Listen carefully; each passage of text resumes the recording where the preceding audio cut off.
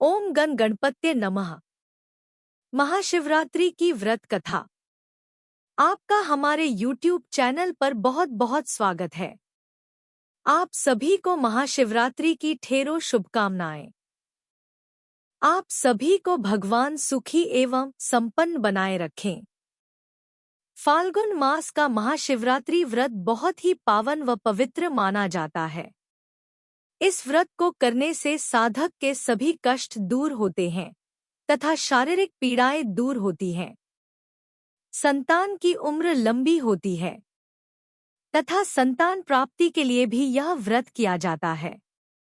महाशिवरात्रि का व्रत करने से भगवान भोले शंकर बहुत ही जल्दी प्रसन्न होते हैं और वे आपकी मनोकामनाएं पूरी करते हैं। आइए आज हम सुनते हैं महाशिवरात्रि व्रत की कथा। बोलो भोले शंकर जी की जय हो। बोलो पार्वती जी की जय हो। आइए अब हम सुनते हैं महाशिवरात्रि की पावन कथा। ओम नमो शिवाय। हर हर महादेव। भोले शंकर की जय हो। माता पार्वती की जय हो। पौराणिक कथा के अनुसार चित्रभानु नामक एक शिकारी था। वह जानवरों की हत्या करके अपने परिवार का पेट पालता था। शिकार करने के अलावा वह और कोई काम नहीं करता था। इसी कारण वह एक साहूकार का कर्जदार हो गया। धीरे धीरे कर्ज बढ़ता गया, लेकिन वह शिकारी कर्ज को नहीं चुका पा रहा था। समय पर कर्ज नहीं चुका पाने के कारण साहूकार को गुस्सा आ गया और एक दिन गुस्से में आकर साहूकार ने शिकारी को ले जाकर एक शिव मठ में बंदी बना दिया। संयोग से उस दिन शिवरात्रि थी। शिवालय में शिव जी के मंत्र, कथा तथा प्रवचन आदि चल रहे थे। भजन कीर्तन हो रहा था। तो शिकारी वहां पर चुपचाप बैठ गया। थोड़ी देर तक तो वह इधर उधर भागने की योजना सोचता रहा। भागने की सोचते सोचते उस शिकारी का ध्यान उस पुजारी की तरफ गया जो शिव कथा सुना रहा था। शिकारी ने भी ध्यान मग्न होकर वह सारी कथा सुनी और शिव संबंधी सारी धार्मिक बातें भी उसने बड़े ही ध्यान से सुनी। चतुर्दशी को उसने शिवरात्रि की व्रत कथा भी इस तरह सुन ली और ओम नमो शिवाय का जाप भी उसने कर लिया। जैसे ही शाम हुई तो साहूकार वहां पर आया और उसने शिकारी से पूछा कि तुम मेरा कर्ज चुकाओगे। तो शिकारी ने हाथ जोड़कर कहा कि साहूकार जी, आज तुम मुझे छोड़ दो, मैं कल तुम्हारा सारा कर्जा चुका दूंगा। मैं आपको यह वचन देता हूँ। ऐसा कहने पर साहूकार ने उस शिकारी को छोड़ दिया और वह वहां से छूटते ही जंगल की ओर चला गया। वह तो अपने दिनचर्या की भांति जंगल में शिकार के लिए निकला था, लेकिन दिन भर बंदी गृह में रहने के कारण भूख प्यास से व्याकुल था और शिकार खोजता रहा। शिकार खोजते खोजते वह बहुत दूर निकल गया, लेकिन उसे कोई शिकार नहीं मिला। वह पूरी तरह से थक चुका था। जब अंधेरा हो गया तो उसने विचार किया कि आज तो पूरी रात जंगल में ही बितानी पड़ेगी। तब वह ऐसा सोचकर वही जंगल में एक तालाब के किनारे एक बेल वृक्ष था, उसी पर चढ़कर रात बीतने और सुबह होने का इंतजार करने लगा। उस पेड़ के नीचे एक शिवलिंग था जो बेल पत्रों से ढका हुआ था। शिकारी को उस बात का पता नहीं था।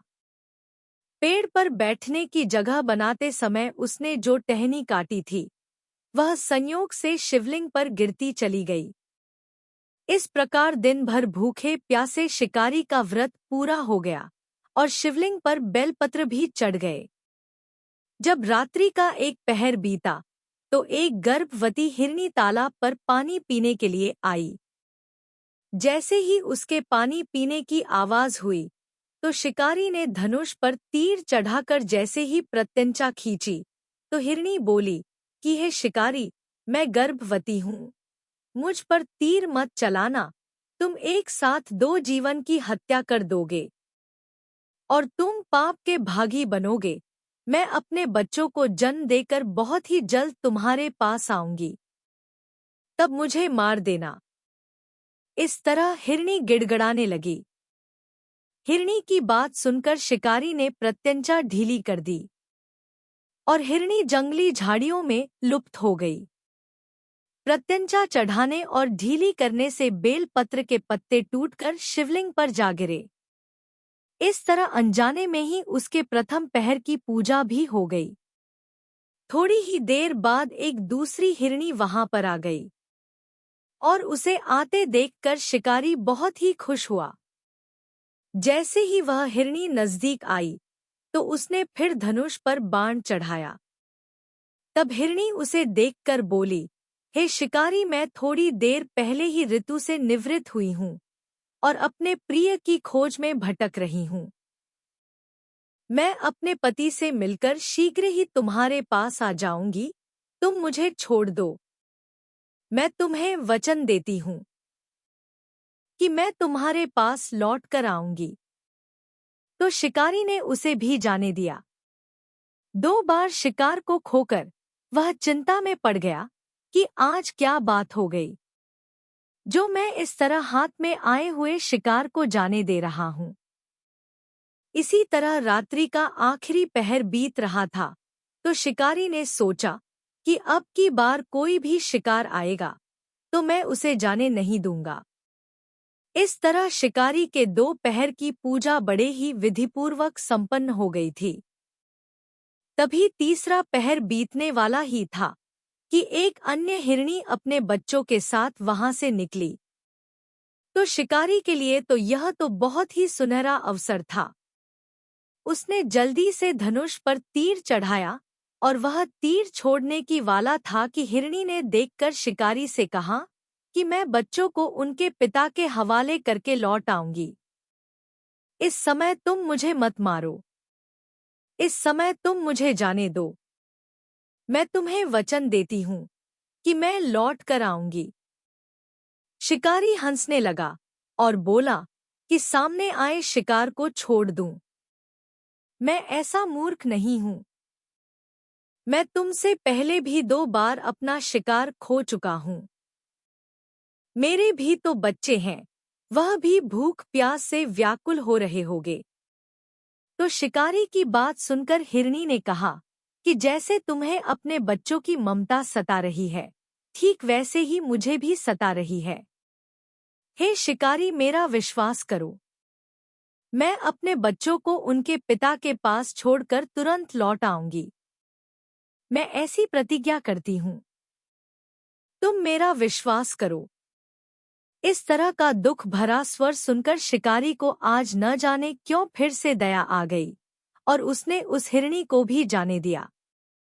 शिकार के अभाव में तथा भूख प्यास से व्याकुल शिकारी अनजाने में ही बेल वृक्ष पर पूरी रात बैठा रहा और बेल पत्र तोड़ तोड़ कर नीचे फेंकता रहा। पौ फटने को हुई तो एक मोटा तगड़ा हिरण उसी रास्ते पर आ गया। उसे देखते ही शिकारी ने सोचा कि मैं इसका शिकार तो अवश्य करूंगा। आज चाहे कुछ भी हो जाए, इसे जीवित नहीं जाने दूंगा। जैसे ही शिकारी तीर छोड़ने वाला था तो वह हिरण भी विनीत स्वर में कहने लगा कि हे शिकारी, यदि तुमने मुझसे पूर्व आने वाली 3 हिरनियों को और उसके छोटे छोटे बच्चों को मार डाला है तो मुझे भी मारने में देरी मत करो। तुरंत मुझे मार दो ताकि मुझे उनके वियोग में एक क्षण भी दुख न सहना पड़े। मैं उन हिरनियों का पति हूँ और उन बच्चों का पिता हूँ। यदि तुमने उनको जीवन दान दिया है तो मुझे भी कुछ क्षण का जीवन दान देने की कृपा करो। मैं उनसे मिलकर तुम्हारे सामने उपस्थित हो जाऊंगा। तो इस तरह हिरण की बात सुनते ही शिकारी के सामने पूरी रात का घटना चक्र घूम गया। उसने सारी कथा हिरण को सुना दी। तब हिरण ने कहा कि मेरी तीनों पत्नियां जिस प्रकार प्रतिज्ञा बंद होकर गई है, मेरी मृत्यु से अपने धर्म का पालन नहीं कर पाएगी। इसीलिए हे शिकारी, जैसे तुमने विश्वास पात्र मानकर उनको छोड़ा है, वैसे मुझे भी जाने दो। मैं उन सब के साथ तुम्हारे सामने बहुत ही जल्द प्रस्तुत हो जाऊंगा। मेरा भी विश्वास करो। इस तरह न चाहते हुए भी शिकारी ने उसे भी जाने दिया। इस प्रकार सुबह हो गई। उपवास, रात्रि का जागरण तथा शिवलिंग पर बेलपत्र चढ़ने से अनजाने में ही शिवरात्रि की सारी पूजा संपन्न हो गई। इस तरह शिकारी के शिवरात्रि का व्रत और पूजन भलीभांति पूर्ण हुआ। अनजाने में हुई पूजा का फल शिकारी को तत्काल मिल गया। शिकारी का हिंसक हृदय भगवान भोलेनाथ की कृपा से पिघल गया। उसमें भगवत शक्ति का वास हो गया। थोड़ी ही देर बाद में वह देखता है कि वह हिरण सह परिवार शिकारी के सामने उपस्थित हो गया है ताकि वह उनका शिकार कर सके।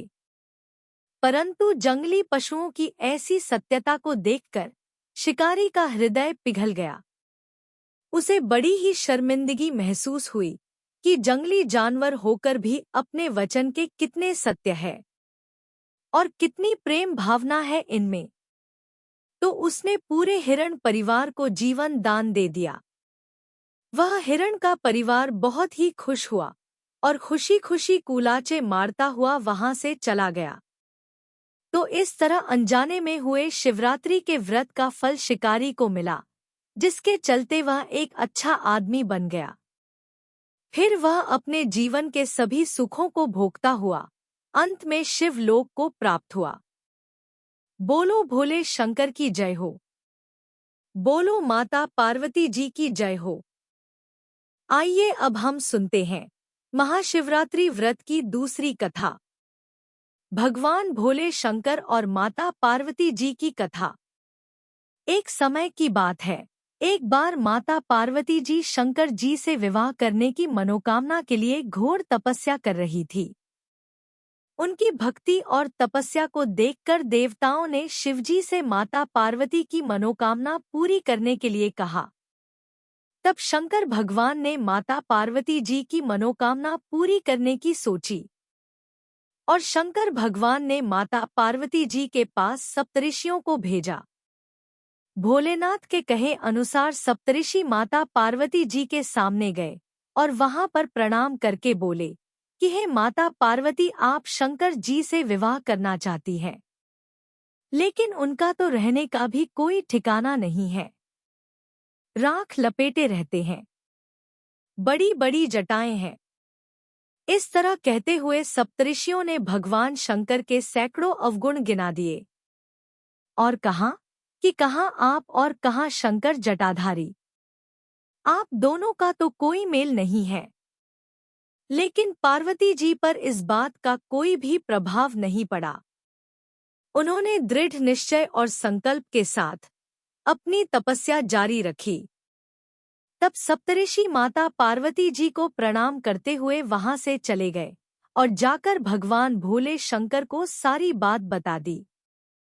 भगवान भोले शंकर ने खुद ही माता पार्वती जी की परीक्षा लेने की सोची और भगवान शंकर माता पार्वती जी के सामने प्रकट हुए और माता पार्वती जी को वरदान दिया कि मैं तुम्हारी तपस्या से बहुत ही प्रसन्न हूँ और तुम्हारी मनोकामना पूर्ण होने का आशीर्वाद देता हूँ।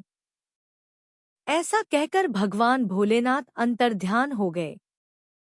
पार्वती जी इस तरह का आशीर्वाद पाकर बहुत ही प्रसन्न हुई। माता पार्वती प्रसन्नता पूर्वक बैठी ही थी कि तभी अचानक पास के तालाब में एक मगरमच्छ ने एक लड़के को पकड़ लिया। वह लड़का जोर जोर से चिल्ला रहा था। माता पार्वती को जैसे ही लड़के की आवाज सुनाई दी तो वह भागकर वहां गई जहां से आवाज आ रही थी। वहां जाकर उन्होंने देखा कि एक मगरमच्छ एक लड़के को तालाब में खींचकर ले जा रहा है। तभी उस लड़के की नजर माता पार्वती पर पड़ी तो उस लड़के ने माता पार्वती जी देवी से कहा कि हे देवी, ना तो मेरी माँ है, ना ही मेरे बाप है और ना ही मेरे कोई मित्र है।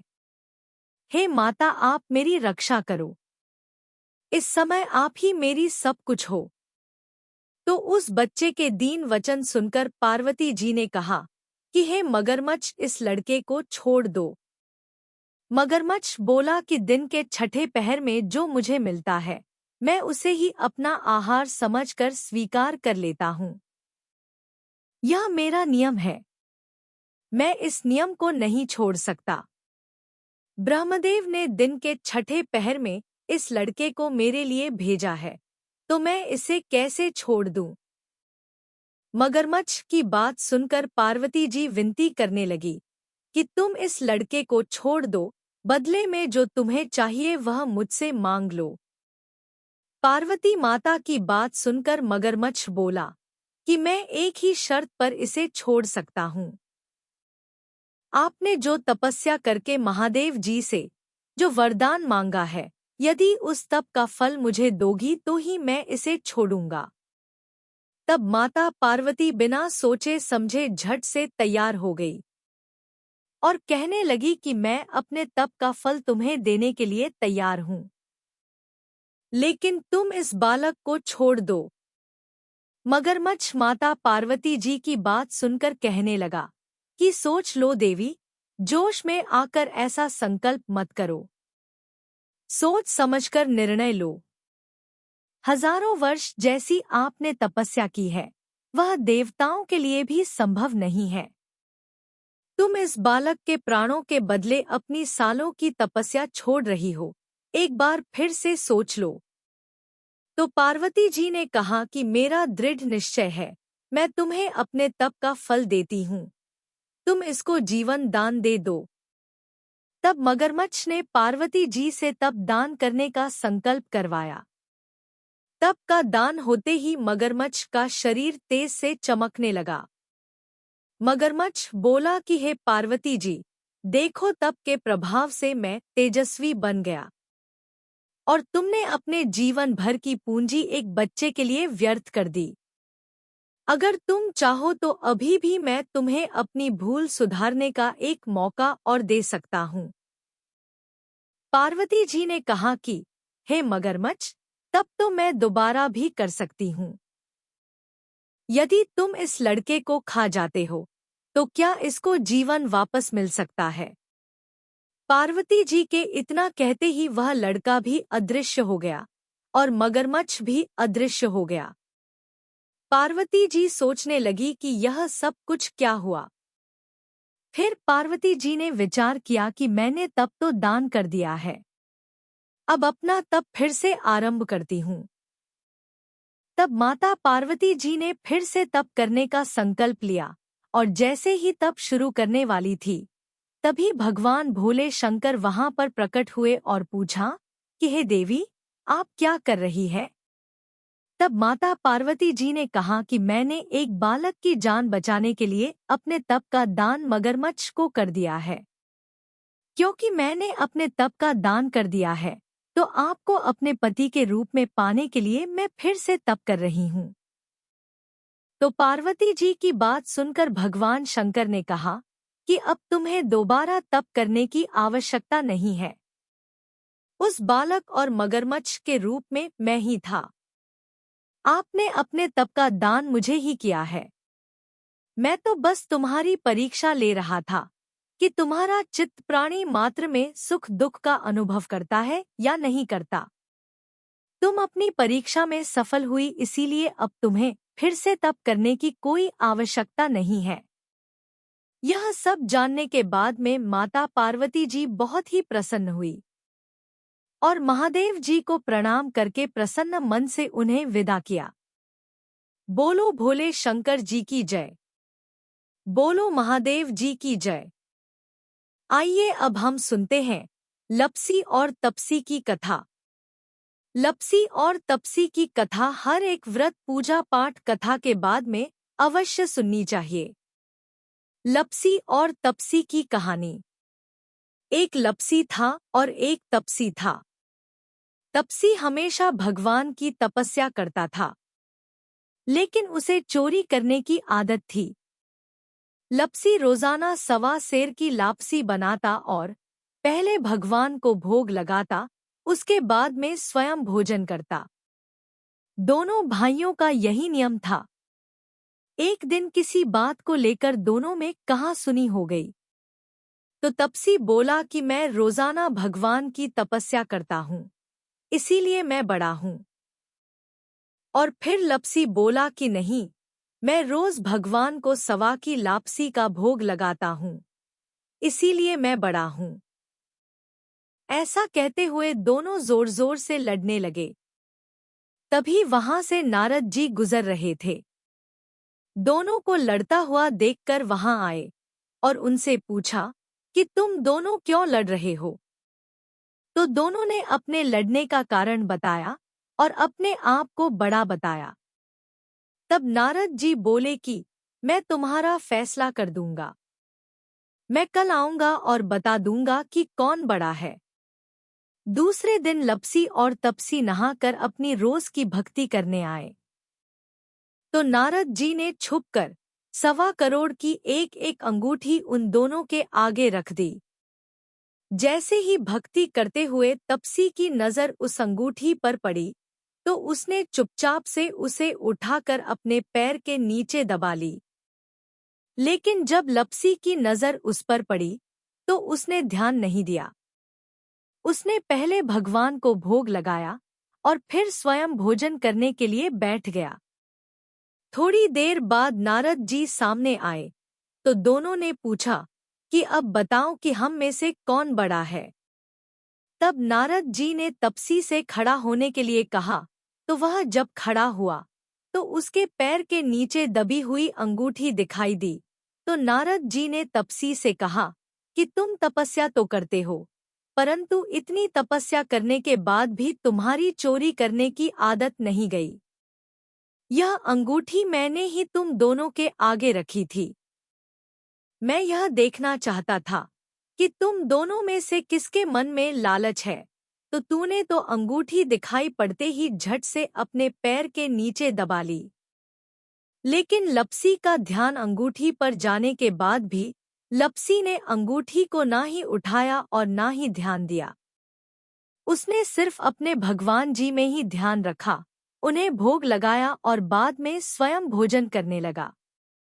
इसीलिए लपसी बड़ा है और तुम्हें तुम्हारी तपस्या का कोई भी फल नहीं मिलने वाला। जितनी चाहे मर्जी तुम तपस्या कर लो, तुम्हें इसका कोई भी फल नहीं मिलेगा। तो तपसी को यह सुनकर बहुत ही दुख हुआ और वह शर्मिंदा होकर नारद जी से माफी मांगने लगा और कहने लगा कि आज तक की मेरी गलती माफ कर दो और मुझे बताओ कि मुझे मेरी तपस्या का फल कैसे मिलेगा। आज के बाद मैं कभी भी चोरी नहीं करूंगा। तब नारद जी ने कहा कि यदि कोई गाय और कुत्ते की रोटी नहीं बनाएगा, तो उसका फल तुझे मिलेगा। यदि कोई आदमी ब्राह्मण को भोजन करवाकर उसे दक्षिणा नहीं देगा, तो उसका फल भी तुझे ही मिलेगा। अगर कोई किसी को सूट या साड़ी देता है और उसके ऊपर अगर भेंट स्वरूप कुछ रुपए नहीं रखे, तो उसका फल भी तुझे ही मिलेगा। अगर कोई व्यक्ति दिए से दिए जलाएगा, तो उसका फल भी तुझे ही मिलेगा। अगर कोई औरत आंगन लीपकर चौका नहीं लीपेगी, तो उसका फल भी तुझे ही मिलेगा। यदि कोई व्रत कथा में सारी कहानी सुन ले, लेकिन तुम्हारी कहानी ना सुने, तो उसका फल भी तुझे ही मिलेगा। उसी दिन से हर व्रत कथा और कहानी के साथ लपसी और तपसी की कहानी कही और सुनी जाती है। आशा करते हैं कि आपको महाशिवरात्रि व्रत की कथा पसंद आई होगी। कथा पसंद आई हो तो वीडियो को लाइक करें, शेयर करें तथा चैनल को सब्सक्राइब जरूर करें। धन्यवाद।